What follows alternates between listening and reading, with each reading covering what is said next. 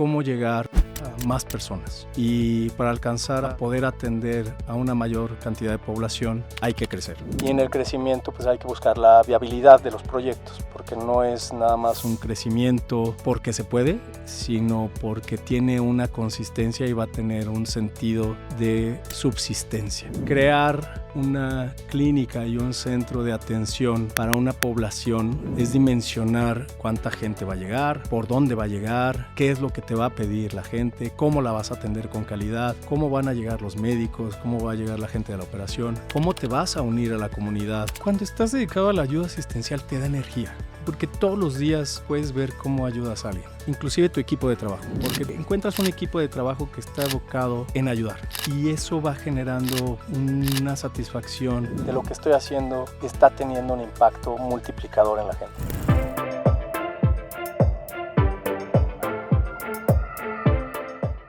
Bienvenidos al Playbook del Empresario, el podcast del IPADE. Todos los días, cientos de empresarios vienen a las aulas del IPADE, caminan por nuestros pasillos, por los jardines, con la intención de crecer, de perfeccionar sus habilidades empresariales para transformar sus organizaciones y que sus organizaciones transformen la sociedad. La idea de este podcast es escuchar las historias de los empresarios vinculados con el IPADE para que nos inspiren, para que aprendamos de sus errores y que eso nos ayude también a crecer de distintas formas.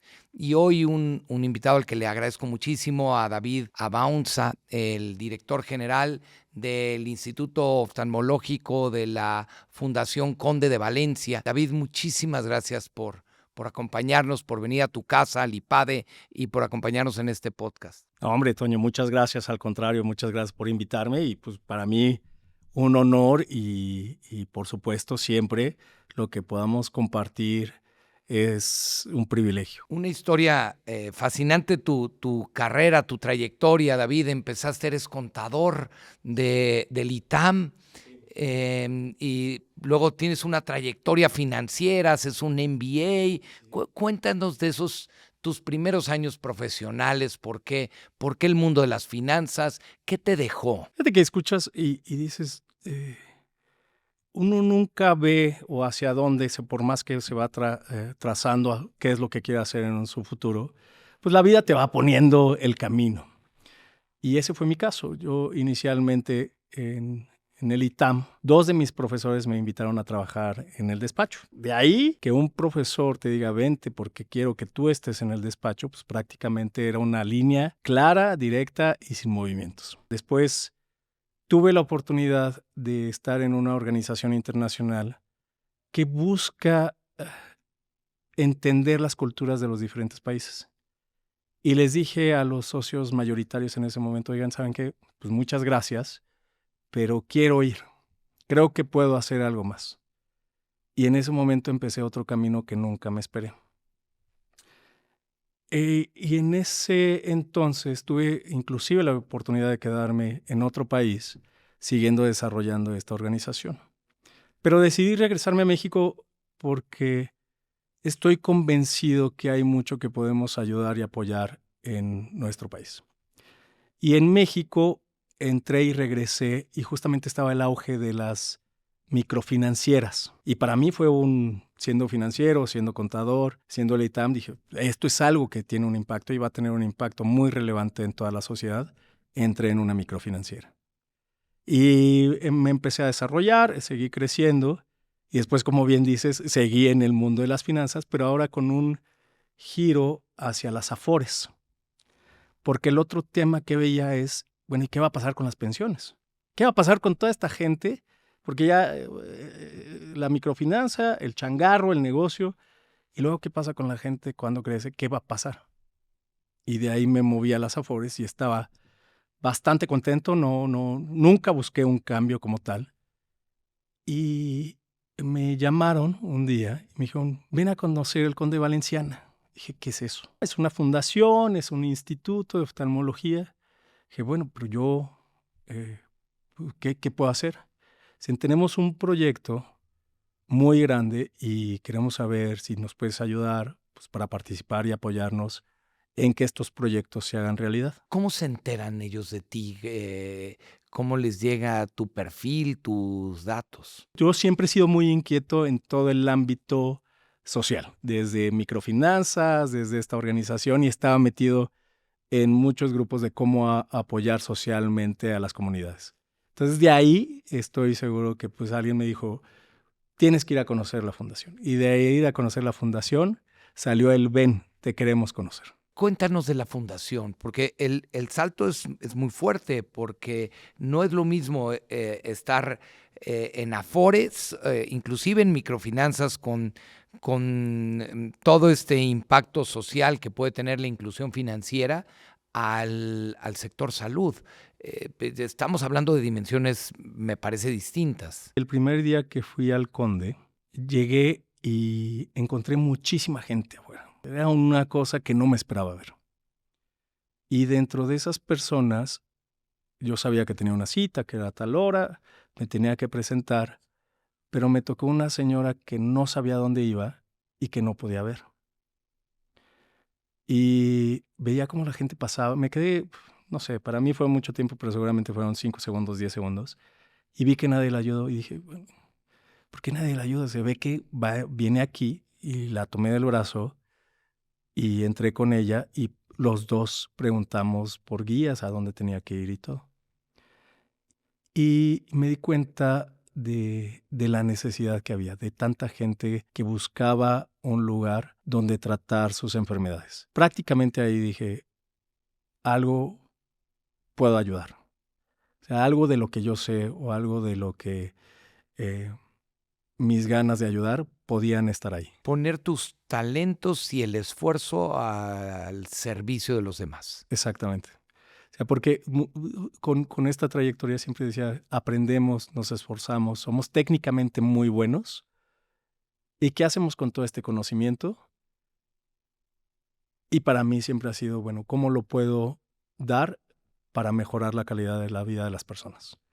Y ahí lo vi. ¿Qué hace la fundación? Se dedica a ayudar a personas con algún tipo de enfermedad visual, desde que requieren armazones, desde que requieren algún tipo de cirugía, algún tipo de tratamiento, pero es dedicada 100% a la oftalmología, que hoy en día, por cierto, pues ya es una de las principales enfermedades en el país. Ya rebasó inclusive la motriz de la cantidad de enfermos visuales que tenemos. Las pantallas, los dispositivos o los cambios Edad. de hábitos, Edad. edad. Cuando vamos creciendo, yo no soy médico, pero bueno, ya con algo de tiempo lo que he visto es cuando vamos creciendo, pues al final la vista, la famosa vista cansada, la famosa formación de cataratas, todos al llegar a cierta edad empezamos a tener enfermedades visuales. Entonces, cuando ustedes ayudan a alguien con un problema de salud visual, al final están ayudando también a una persona que ha ido creciendo y que ya es una persona en una edad avanzada. Principalmente, por supuesto, hay enfermedades desde niños, jóvenes y adultos, pero prácticamente la principal enfermedad a nivel mundial son las cataratas. Tu trayectoria dentro de la fundación, desde esa señora que tomas del brazo y la acompañas y los dos van descubriendo pues un mundo que no conocían, a llegar a ser el director general. ¿Cuántos años pasan? ¿Qué tienes que hacer? ¿Cómo vas descubriendo lo que hace la fundación y que efectivamente puede servirlos? Llegué a la fundación, a la gerencia de proyectos, ya que en ese momento iniciaba la fundación y el patronato a cómo llegar a más personas. Y para alcanzar a poder atender a una mayor cantidad de población, hay que crecer.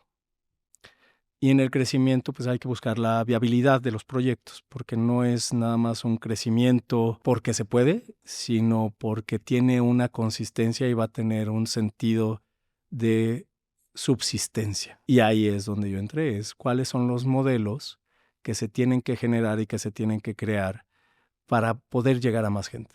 Y eso me hizo ver todo el proceso, desde que llega una persona, llega a su consulta, llega a sus estudios, hasta su cirugía y hasta su seguimiento. Porque al final no es que atiendes a una persona una vez. Bueno, algunos sí, por supuesto, los que tienen algún padecimiento y después de que se les receta algún medicamento ya no es necesario que regresen, pero aquellos que tienen que ir al estudio y a la cirugía, hay que darles un seguimiento puntual y personal. Además, y algo que tiene la fundación es que se ve a cada una de las personas y se le sigue. Y además con un aprecio de gente, y eso fue lo que a mí me gustó más. ¿Recuerdas ese primer proyecto en el que trabajaste? Sí, claro, por supuesto.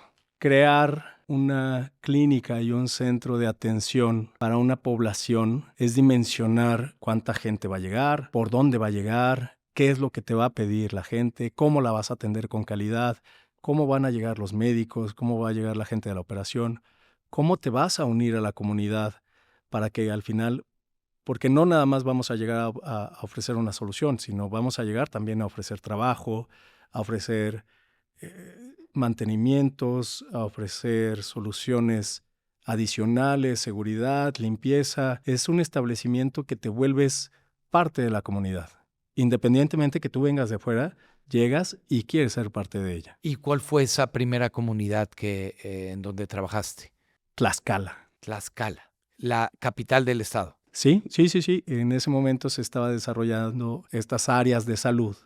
Y un área de salud que se tuvo la oportunidad de estar fue poner una clínica oftalmológica en esta área de salud. Y ahí fue el primer proyecto que me tocó.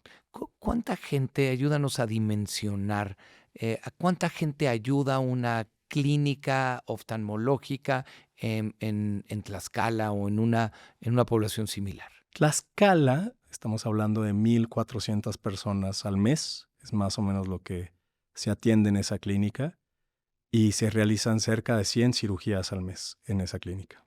1,400 pacientes, de los que 100 son diagnosticados por una necesidad de cirugía y los demás ya sea que van evolucionando hasta que llegan a la cirugía o que tienen padecimientos de distinta índole. Porque al final las clínicas no pueden solucionar todos los problemas visuales ni todas las cirugías. Todas las cirugías que requieren de una atención especializada se refieren al centro, a la Ciudad de México, porque es inviable tener, y como lo sabemos, es inviable tener una inversión tan alta para solucionar todas las enfermedades en todos los lugares. Lo mejor es tener una buena comunicación y referenciando a los pacientes. Tlaxcala únicamente atiende ciertas cirugías, por eso únicamente tenemos las 100. Si no, seguramente podrían hacerse más. ¿Cuántas clínicas similares a esa de Tlaxcala tiene hoy la fundación? Tenemos 4 clínicas, incluido la institución, que cuentan con quirófanos alrededor del país. Todavía en algunos estados no estamos, por supuesto, pues 4 son pocas, pero estamos en Guerrero, en Ometepec, que es una de las comunidades alejadas de la Ciudad de México. Inclusive se hacen 8 horas para llegar a Ometepec, Guerrero, y atiende a esa zona de tierra caliente. Personas que no hablan español, personas que no saben que están enfermas de la vista hasta que llegan con nosotros. Siguiendo con tu trayectoria, entonces haces el proyecto en Tlaxcala y quiero suponer que empiezas a enamorarte de la fundación, de la vocación por ayudar a los demás en temas de salud visual. Cuando estás dedicado a la ayuda asistencial te da energía, porque todos los días puedes ver cómo ayudas a alguien, inclusive tu equipo de trabajo, porque encuentras un equipo de trabajo que está evocado en ayudar y eso va generando una satisfacción de lo que estoy haciendo, está teniendo un impacto multiplicador en la gente.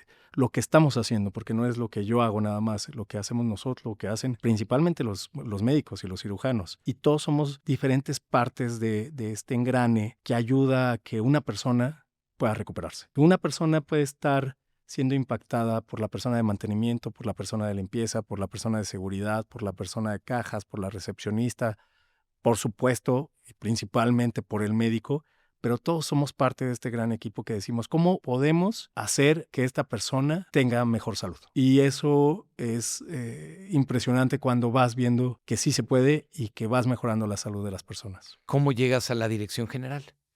¿Cuántos años pasan? ¿Qué retos te enfrentas? Bueno, retos siempre hay, desde que abres cualquier lugar, porque una cosa siempre es escribir el modelo de negocio y otra cosa es echar a andar el modelo de negocio. Ese es de los principales retos y todo lo que implica abrir un nuevo negocio, porque las ideas hay muchas, pero trae trámites, trae cosas legales y eso trae un reto grande. De lo que estuvimos abriendo, porque me tocó ayudar o abrir varias de las clínicas, a la dirección general más o menos fueron unos 7 años aproximadamente. Y la dirección general se me da en el 2020. En pandemia. En pandemia. La pandemia sí nos afectó a todos, a los servicios de salud más. Quiero imaginarme que con el miedo que teníamos del contagio del COVID-19, pues a lo mejor los ojos pasaban a un segundo término. Era de lo más complicado, porque para revisar los ojos tienes que estar muy cerca del paciente. Pero en pandemia y el equipo que se logró hacer fue muy bueno, porque nuevamente no fui yo, fuimos todos. Es cómo vamos a seguir dando atención médica. Nos dividimos en equipos, se habla mucho, yo creo todavía de la experiencia que se tuvo en pandemia, ha sido de los retos más grandes, pero gracias al apoyo de todos, a estas reuniones, a estos war rooms que se hacían de cómo vamos a hacerle, cómo vamos a solucionar, salimos todos avante. ¿Qué y la verdad, aprendiste de estos desafíos de la pandemia? La voluntad de la gente. Fue muy poca la gente, por lo menos en donde yo estaba y donde yo escuché, el decir, no voy a salir a ayudar o no voy a salir a hacer lo que me corresponde. Tengo que salir a hacer lo que me corresponde y si no puedo salir yo, ya sé quién va atrás de mí para que me releve. Esa voluntad y esa unión, yo creo que no la debemos de dejar pasar porque es el mejor ejemplo que organizándonos, porque además nos tuvimos que organizar. Y aparecieron líderes por todos lados y esos liderazgos unidos a un mismo fin, llevamos la pandemia bastante bien. ¿Cómo está estructurada la fundación? Decías, tienen un patronato, siguen teniendo Seguimos ese teniendo un patronato.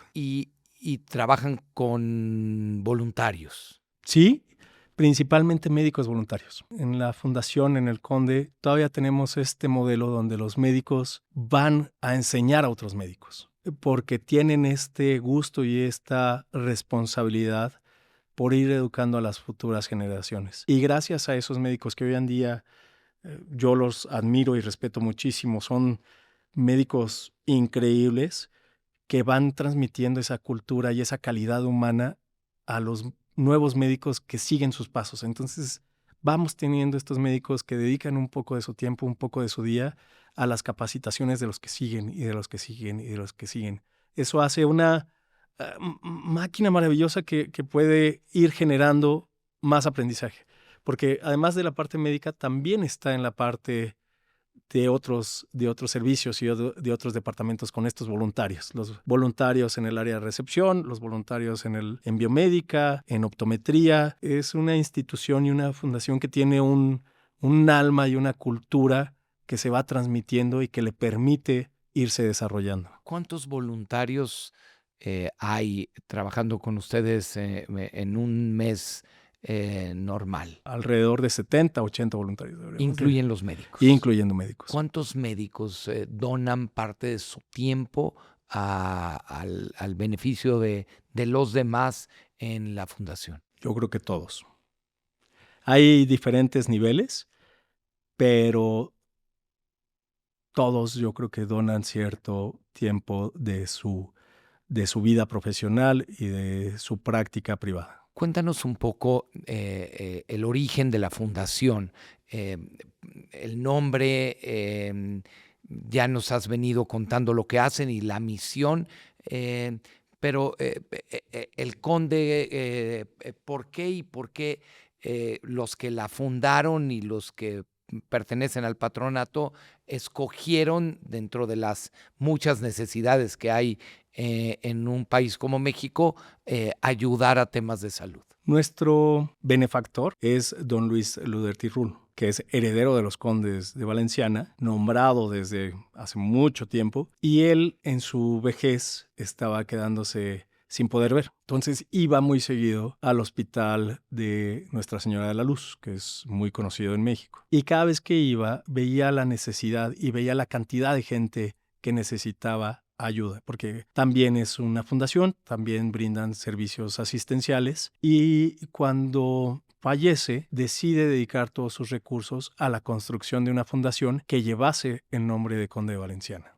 De ahí surge. Y de ahí el compromiso de quienes los legó de crear la fundación, mantenerla y crecerla además, con la misma visión y con los mismos objetivos de seguir ayudando a la gente que más lo necesita. Qué interesante, David, que pues al final una persona que ante una dificultad y de observar a su alrededor decide heredar, dejar su patrimonio y a cuántas vidas en efectos dominó y en efectos multiplicadores ha dejado, porque Millones. cada benefactor, Millones. cada voluntario le transforma la vida. Sí.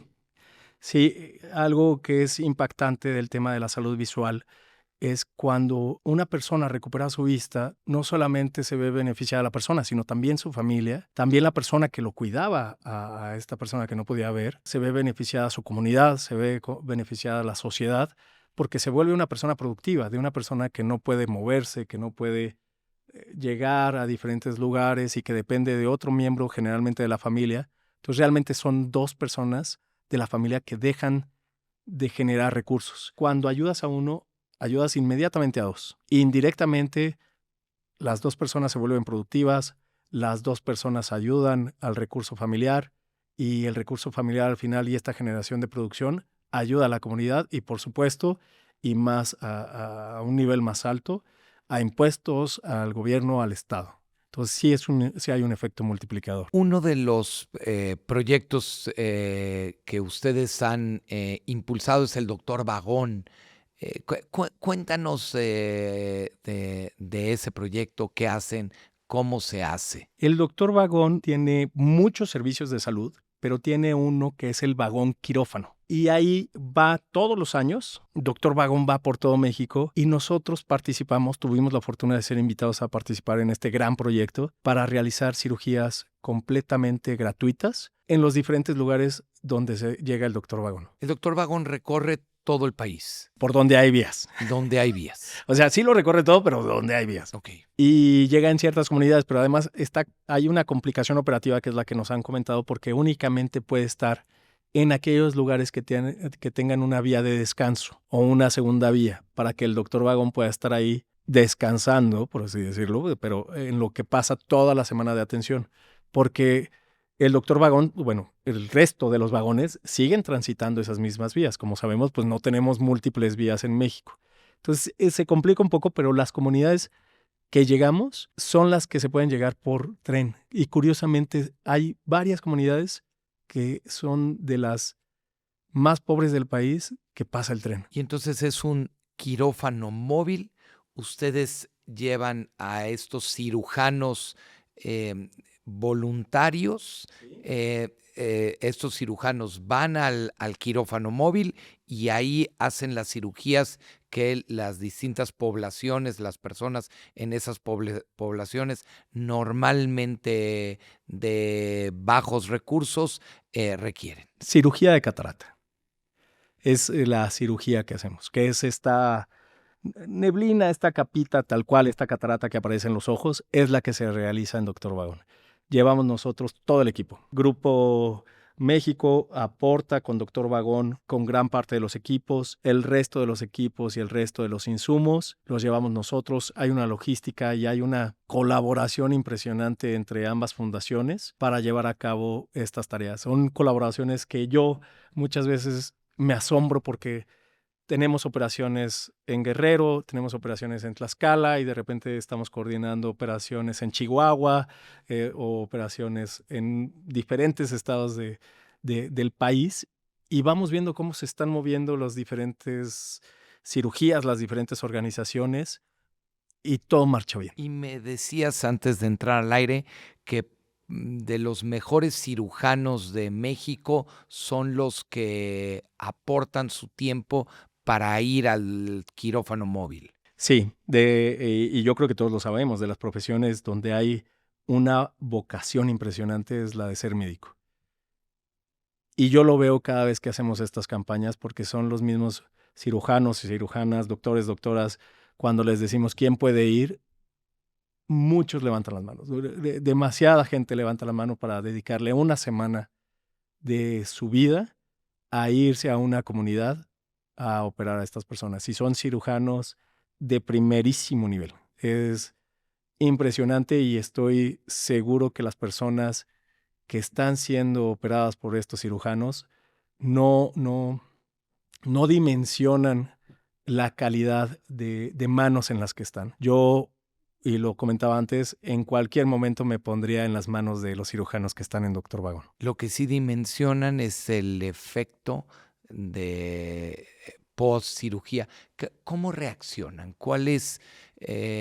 ¿Has visto una persona llegar al quirófano y salir del quirófano y ver? Quitarte una tela tal cual de los ojos y volver a reconocer a tus hijos, a tus sobrinos, a tus familiares, reconocer por dónde caminas, dónde está la puerta, dónde no está. Y como son varios, muchas veces la reacción es aplaudir, llorar, porque es algo que no se esperaban, es algo que cuando algo te sorprende tanto, que te contagias de esa energía y de esa felicidad de todos vivimos este proceso y además nuevamente es gente que no se conoce porque llegamos a un lugar pero vienen de diferentes comunidades, todos pasan por el mismo proceso quirúrgico y al final se encuentran siendo partes de que todos pueden ver y es una emoción compartida y eso es maravilloso de la parte que nosotros hacemos en las cirugías ahí en Doctor Vagón. Y bueno, de cualquier cirugía. La cirugía de cataratas es maravillosa. David, estos años de trabajar en la fundación, ¿qué tanto ha cambiado tu propio entorno, a tu familia? A ti te escuchamos apasionado por lo que haces, pero los demás. Poco a poco hemos visto, porque además se va contagiando.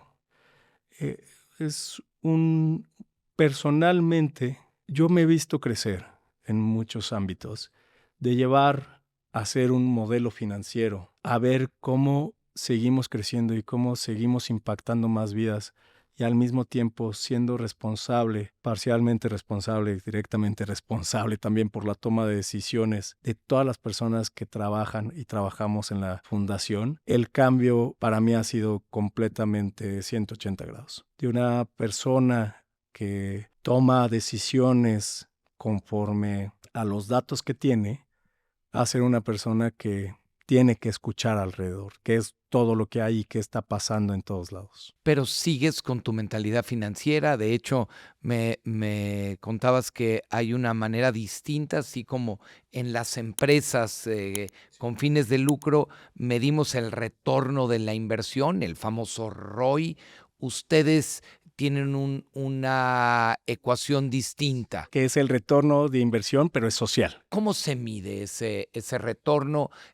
Un peso aportado a la fundación. ¿Cómo sé cuál es el retorno de inversión social? Muy resumido es cuánto costó o cuánto le cuesta a la persona la cuota de recuperación, porque nosotros tenemos cuota de recuperación, es cuánto tiene el costo de la cirugía de cataratas y eso en un futuro, ¿qué le va a dar y qué va a poder generar? Como comentábamos hace rato, si una persona de 50 años llega y se opera y su costo de cirugía ronda los 10,000, 15,000 pesos, ¿cuánto tiempo de vida productiva tiene? Más cuánto tiempo de vida productiva de la persona que le ayudaba genera, más todo lo que genera en producción, más recaudación, y eso es nada más con la inversión, llamémosle inversión de la cuota de recuperación inicial.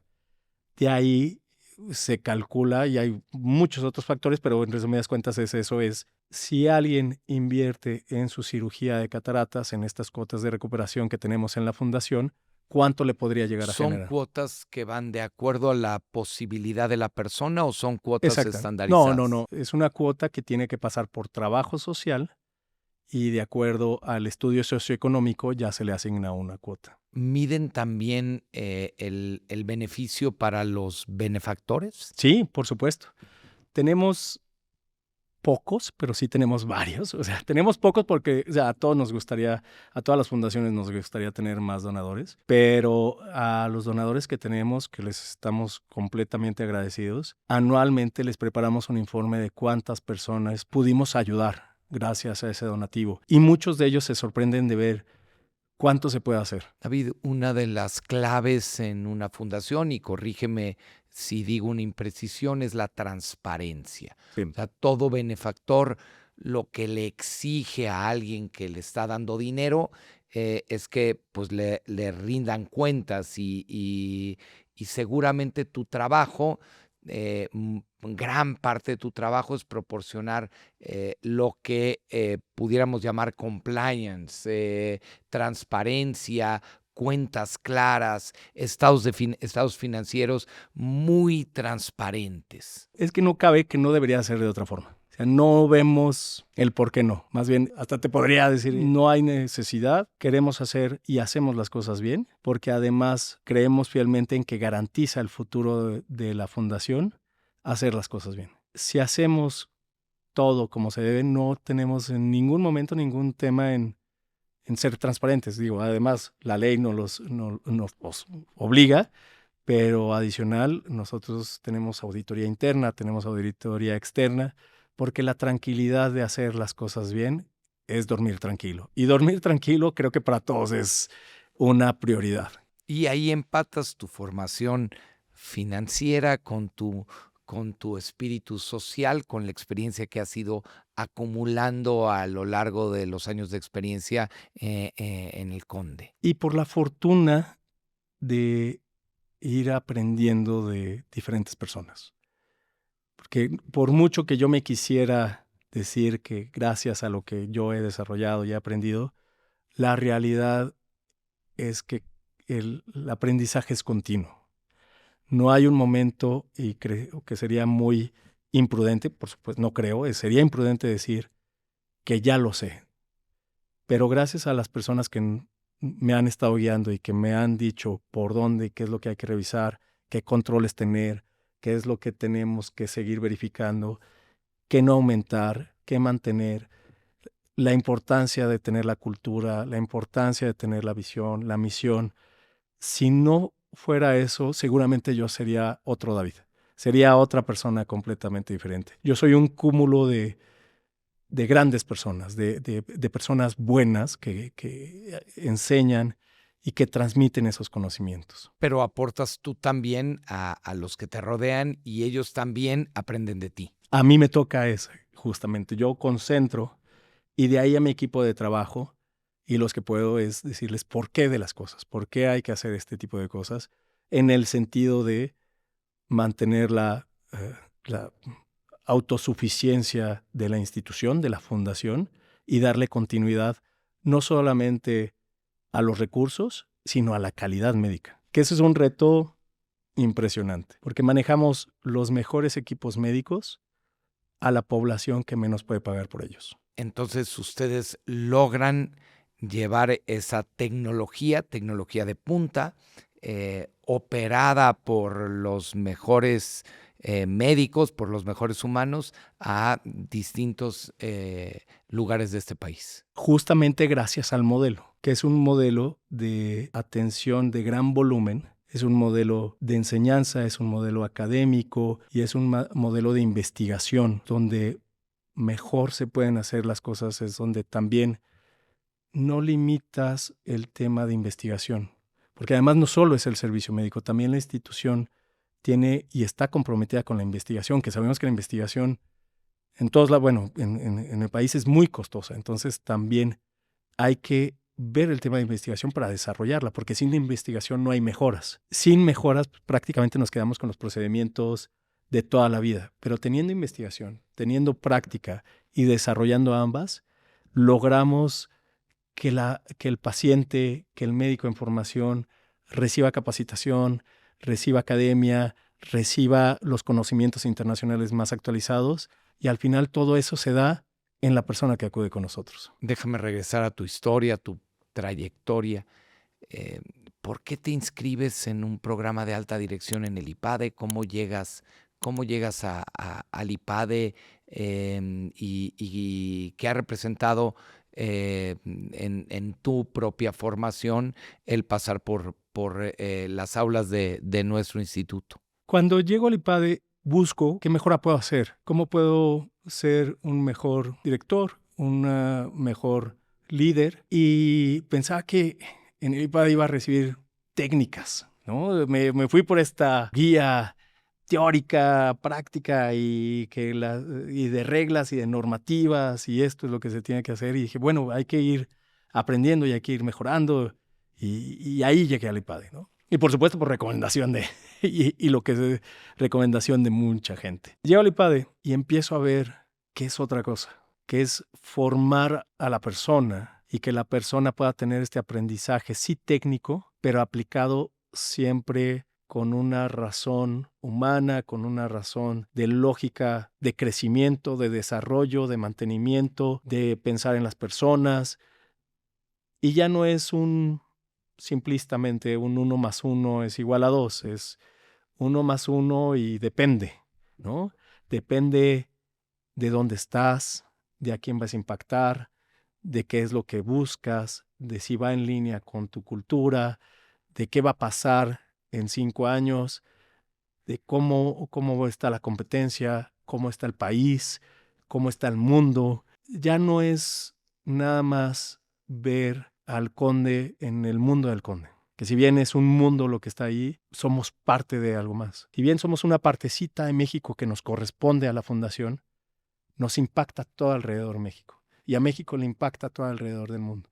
Entonces es un visualizar que las acciones que uno quiere llevar a cabo tienen impactos, tienen responsabilidad y además se ven afectados por factores externos, además de los internos de la misma organización. Tus compañeros del IPADE, ¿cómo veían que no es común que directores de fundaciones estén en los programas de alta dirección? Probablemente en cada grupo habrá uno o dos. ¿Cómo te recibieron? ¿Les llamaba la atención? Mi equipo, increíble. No podría hablar mejor del equipo que me tocó, pero la verdad, al final terminamos con una muy buena amistad. No nos vimos nunca como tú eres el director de la fundación y yo soy tal y yo soy tal y yo soy tal. Como grupo nos están presentando este problema desde tu perspectiva y desde tu conocimiento y desde donde tú has vivido, ¿cómo lo solucionaríamos? Llegó un momento en que ya no habían esas etiquetas, ya no era David nada más y eran los demás, ¿no? Y era el resto del equipo con el ¿Alguna que estaba. anécdota, algún caso que recuerdes como que describa la experiencia que pasaste en el IPADE? Muchísimas discusiones, muchos casos de negocios, el cómo abordar el crecimiento de los restaurantes, que es de los primeros casos que nos tocaron ver, se veía muy claro el si abrir o no nuevos restaurantes, si cambiar el modelo, si abrir nuevas hacia un nuevo giro, hacia comidas empacadas, hacia otro tipo de líneas. Y ese caso que pareciera que no nos corresponde a ninguno de los que estábamos en el grupo, porque era un tema que en el grupo que me tocó no había alguien especializado en el giro, todos lo abordamos con la misma intensidad de ponernos en esa posición y de ponernos en la situación de tú qué harías. Si te está en tus manos ahorita, con el conocimiento que tienes, con la información que te dan en el caso, ¿tú qué harías y con qué argumentos? Y esa discusión esa y todas, fueron muy nos alimentaba mucho. Yo creo que a cada uno nos alimentaba porque alcanzábamos a ver cosas que yo no veía. Con todo y estos 10 años y más todo lo demás que llevo de experiencia, y seguramente a ellos les pasó lo mismo, con toda la experiencia que llevan de sus negocios, que todos tienen negocios muy buenos que van muy bien, pero nos pasaba lo mismo. Decíamos, ese comentario yo no lo vi. Eso, yo no lo vi. A ver, y decíamos, a ver, repítelo, ¿qué dijiste? Porque nos movía. Nos movía al grado de cambiar de opinión, que empezábamos con una opinión y terminábamos el caso de decir, no, ¿sabes qué? Conforme a los argumentos que acabo de escuchar en la mesa, no necesariamente estoy en lo correcto. Y el aprender a echarte para atrás es un tema. Es luchar contra tu propio ego. Claro. Y al final, muchos lo hicimos y lo logramos. Y ahora, siguiendo esta línea que fomentas el voluntariado, nos has estado ayudando como monitor a la siguiente generación de empresarios que hacen el IPADE. ¿Cómo ha sido esa experiencia ahora regresar al IPADE, pero para ayudarnos a introducir al programa a las nuevas generaciones de participantes del programa de alta dirección AD? Increíble, padrísimo, porque me veo reflejado en esas generaciones. En esas generaciones cuando llegas y el primer día de escuela, literal, no conoces a nadie, empiezas a ver con quién te van a sentar, quiénes van a ser tus compañeros y con quién vas a estar de aquí a que se acabe el IPADE, bueno, dependiendo de las dinámicas y todo, y entras con un... Escepticismo. Sí, dices, ay, ¿a poco estoy... Híjole, eh, ¿valdrá o no valdrá? ¿Y a poco este cuate? No, no. Y la verdad es que lo veo y en estas primeras sesiones ves cómo vas bajando estas defensas o estas barreras de quién soy, cómo soy realmente. Y al final ya todos somos amigos, ya no hay ningún tema, nos conocemos y esa amistad te permite dialogar de mejor manera realmente el criterio empresarial y decisivo que sí tomarías en tu vida diaria y te ayuda a mejorar la discusión. Me regreso al tema de las fundaciones, ¿cómo ves el altruismo, el ayudar al otro en una sociedad como la mexicana? ¿Qué nos hace falta? ¿Qué tan generosos somos o qué tan egoístas somos los mexicanos? Yo creo que hemos tenido malas experiencias y todos hemos escuchado a alguna fundación que abusó y eso nos marca una desconfianza. Igual, y yo creo que a cualquier persona, a alguien lo desconfían o generas una desconfianza y se vuelve como, no, ya no voy a ayudar porque quién sabe quién está atrás o quién sabe qué estén haciendo con este recurso, mejor no ayudo. Nos falta volver a creer, nos falta conocer a estas fundaciones que hacen las cosas bien y que realmente están cambiando la vida de miles de personas. Nos faltan más fundaciones, nos faltan más especializaciones. En México hay mucha necesidad de mucha alta especialización en muchas cosas y lamentablemente no hay tantos. Y la población sigue creciendo. Menor ritmo, pero sigue creciendo. Y sin esta colaboración va a ser difícil seguir mejorando la situación de todo el país. Tenemos que ayudar más, tenemos que dar parte de nuestro tiempo, de nuestros recursos en beneficio de los otros. Sí, lo que se pueda.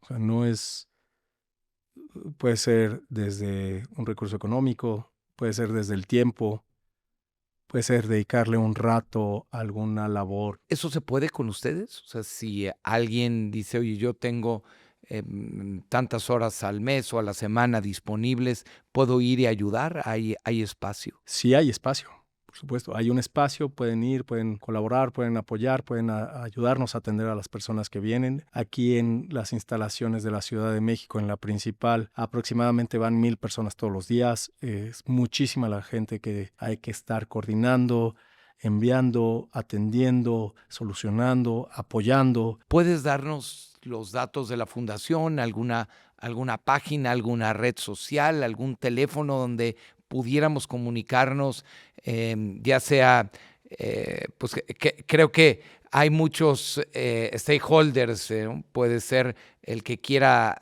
ser voluntario, el que quiera donar, toda fundación requiere recursos económicos, el que a lo mejor tenga un problema visual y se está enterando en este momento que hay una fundación que lo puede ayudar sin tener los recursos para ir a una clínica privada. ¿En dónde podemos saber más de ustedes? ¿Con quién nos podemos comunicar? ¿Cómo nos acercamos a David y a la fundación? Estamos en muchos lados. Yo principalmente, por supuesto, encantado de poder apoyar a quien se acerque conmigo. Está la página de internet, que es elcondevalenciana.org. Están los teléfonos de la fundación, que es el 55 54 42 1700.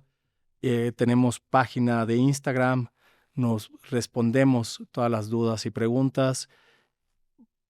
Y también estamos en otras páginas que también son de conocimiento y de prevención. Colaboramos también con la página de Click y Salud, toda la parte de oftalmología de esa página que hoy en día tiene alrededor de 800,000 seguidores. Toda la parte de padecimientos visuales también estamos ahí. Estamos también en X. Entonces las plataformas prácticamente están. Muchas veces sabemos que el tema de respuesta pues es que no se llega a comunicar. Es uno de los temas que tenemos en el país, el cómo comunicar, qué hay que hacer cuando hay enfermedades o a dónde acudir cuando hay enfermedades. Nosotros estamos apenas emprendiendo este camino de cómo publicitar y cómo llegar a la gente que no sabe que puede estar con nosotros. Pero prácticamente redes sociales, teléfono, se pueden contactar con nosotros. Dejaremos nosotros aquí en tanto en la descripción de los que nos estén viendo por YouTube como por Spotify, ahí dejaremos y aquí pondremos para que el que te esté escuchando en este momento pueda comunicarse contigo y tener más información sobre lo que ustedes hacen, que me parece que es fascinante. Y seguramente, David, también al benefactor, al que ve en el Conde un modelo a seguir y que quisiera heredar parte de su patrimonio para alguna idea, como pues lo que orientó a ustedes, seguramente gente como tú también pudiera darles alguna recomendación, algún consejo. La parte más importante para llegar a otras comunidades es la creación de las clínicas y es de lo más costoso. Porque, como bien decíamos, nosotros no llegamos a hacer campañas, llegamos a poner una clínica en la comunidad. Y eso es una inversión muy, muy, muy elevada. Entonces, cualquiera de estas cosas, de apoyos que podamos tener, siempre serán bienvenidos. Por supuesto, los que se acerquen también contigo, Toño, mándamelos, yo con todo gusto, encantado de hablar con cada uno. David, ahora que recordamos tu trayectoria desde que estabas en el ITAM hasta ahora, si llegara un chavo que está estudiando contaduría y te dice, oye, quiero dedicarme a trabajar en una fundación, ¿lo recomendarías? ¿Estás contento de haber dejado el mundo financiero por apoyar, por trabajar, por desarrollarte en una carrera profesional en una fundación? Sí, 100%. Es algo muy noble. Es tan noble que prácticamente se va desarrollando solo. Y lo que se va desarrollando solo hay que cuidarlo. Hay que ver que siga creciendo. Tan noble es la asistencia en México porque hay tan poco y hay tanta necesidad que quien se dedica a la asistencia es muy probable que tenga un crecimiento muy grande. Pero también la necesidad de profesionalizar.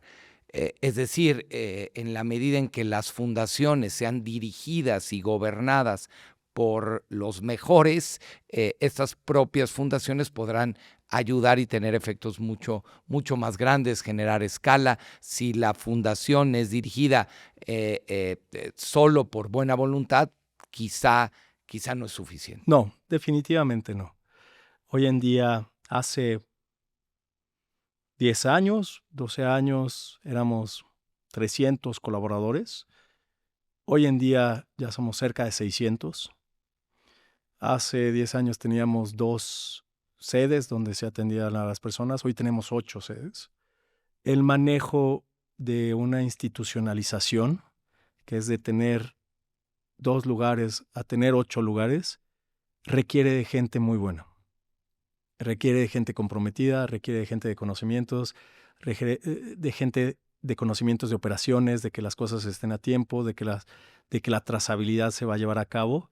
Y por supuesto, en mi caso, del gran apoyo que he tenido de la parte médica, de los directores médicos, de mi tocayo, de subdirección médica, que si bien yo no puedo llegar a alcanzar cuáles son los procedimientos y cómo se tienen que hacer esos procedimientos, todo lo que ha crecido la fundación no sería sin este gran mano a mano que llevamos con la parte médica. Algo que ha hecho el Conde es que no hay una sola cabeza. Yo no sería sin mi contraparte médica. Entonces él me dice qué o hacia dónde va la medicina y yo aporto el cómo lo vamos a hacer, cómo se va a hacer viable. Eso ha sido un parteaguas y se ha logrado además porque no hay egos dentro de la dirección y no hay un ego dentro del conocimiento, sino el reconocimiento de la contraparte. Ese sería una recomendación para las fundaciones. Qué interesante escucharte, David. Nos abres los ojos me parece que de muchas cosas, ¿no? Literalmente, con la experiencia oftalmológica que tienen ustedes, creo que nos haces ver un panorama distinto. Yo te agradezco mucho el que nos dediques el tiempo, el que nos cuentes tu historia. Ayúdanos para una conclusión, un mensaje final que quisieras mandarle a los empresarios, a los egresados del IPADE. Uno, que se atrevan a ser mejores personas, que se atrevan a seguir desarrollándose y que el IPADE te abre a ese mundo, te ayuda a ver que lo que tú ya estás haciendo, seguramente lo estás haciendo bien, pero qué puedes mejorar y cómo puedes mejorar con bases sólidas, hace rato mencionaba, con estos controles. Y en mi caso en específico, en el caso del Conde, si no tuviéramos estos controles tan estrictos para dar un crecimiento sostenible, seguramente no estaríamos, ¿no? Si estuviéramos viendo y teniendo este crecimiento simplemente al azar, y uno también de las personas de patronato que más me decía, y luego aquí lo confirmé, es cómo le haces para tú controlar la organización, no que la organización te controle a ti. Por más bien que te vaya, tienes que ir midiendo. Por más mal que te vaya, tienes que ir viendo cómo alcanzar lo que quieres. Y eso es uno de los consejos que también aquí en el IPADE es muy de los consejos y tips que te dejan, además de muchos otros temas que vemos. David, muchísimas gracias. Un placer Hombre, Toño, escucharte, aprender encantado de ti. de la vida y pues lo mejor. Y ojalá que hayan más personas entusiastas de crear fundaciones, organizaciones asistenciales, que seguro le va a hacer muy bien al país. El Playbook del empresario, el podcast del IPADE, hoy con David Abaunza, que nos abre un panorama distinto sobre cómo dirigir una fundación en México. Todos los martes una nueva entrevista de algún empresario vinculado con el IPADE. Déjenos sus comentarios, suscríbanse por la plataforma que nos estén escuchando. Muchas gracias y nos vemos el próximo martes.